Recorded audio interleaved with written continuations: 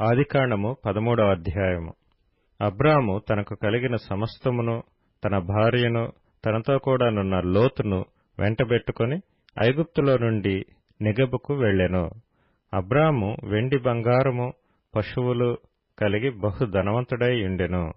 అతడు ప్రయాణము చేయుచు దక్షిణము నుండి బేతెలు వరకు, అనగా బేతెలుకును హాయికిని మధ్య తన గుడారము మొదట ఉండిన స్థలము వరకు వెళ్లి తాను మొదట బలిపీఠము కట్టిన చోట చేరెను.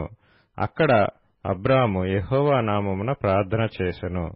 అబ్రాముతో కూడా వెళ్లిన లోతుకును గొర్రెలు, గొడ్లు, గుడారములు ఉండెను గనుక వారు కలిసి నివసించుటకు ఆ ప్రదేశము చాలకపోయెను. ఎందుకనగా వారి ఆస్తి వారు కలిసి నివసించలేనంత విస్తారమై ఉండెను. అప్పుడు అబ్రాము పశువుల కాపరులకును లోతు పశువుల కాపరులకును కలహము పుట్టెను. ఆ కాలమందు కనానీయులు, పెరిజ్జీయులు ఆ దేశంలో కాపురముండిరి.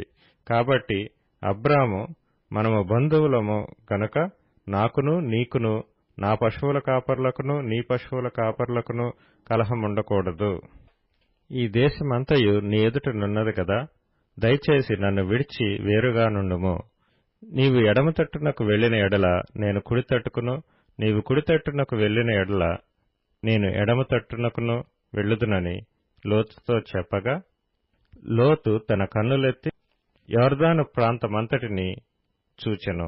యెహోవా సొదొమ గొమొర్రా అను పట్టణములను నాశనము చేయక ముందు సోయరుకు వచ్చు వరకు అదంతయు యెహోవా తోట వలెనో ఐగుప్తు దేశము వలెనో నీళ్లు పారు దేశమై ఉండెను.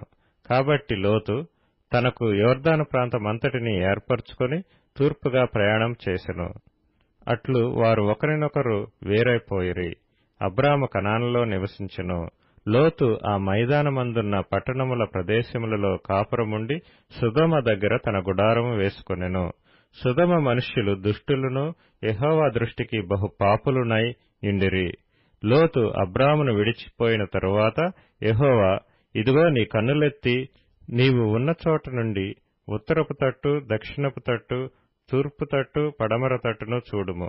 ఎందుకనగా నీవు చూచుచున్న ఈ దేశమంతటిని నీకును నీ సంతానమునకును సదాకాలము ఇచ్చెదను. మరియు నీ సంతానమును భూమి మీద నుండు రేణువుల వలె విస్తరింపచేసెదను. ఎట్లనగా ఒకడు భూమి మీద నుండి రేణువులను లెక్కింపగలిగిన ఎడల నీ సంతానమును కూడా లెక్కింపవచ్చును. నీవు లేచి ఈ దేశము యొక్క పొడుగున వెడల్పున దానిలో సంచరించుము, అది నీకిచ్చెదనని అబ్రాముతో చెప్పెను.